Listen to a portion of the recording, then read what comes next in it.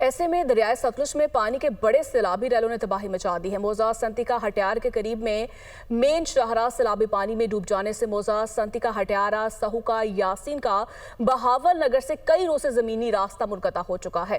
مزید بتا رہے ہیں عامر جاوید چوہدری۔ جی بالکل، دریائے ستلج میں پانی کے بڑے سیلابی ریلے نے بہاول نگر کے حدود میں تباہی مچا کر رکھ دی ہے۔ بڑے پیمانے پر فصلیں زیر آب آ چکی ہیں، بہت سی بستیاں پانی میں ڈوب گئی ہیں۔ میں اس وقت موضع سنتیکا روڈ پر موجود ہوں، جو پانی کے تیز بہاؤ کی وجہ سے مکمل طور پر ٹوٹ گیا ہے۔ موضع سنتیکا، آکو کا، یسین کا اور ساؤ کا آپس میں زمینی راستہ بھی منقطع ہو گیا ہے۔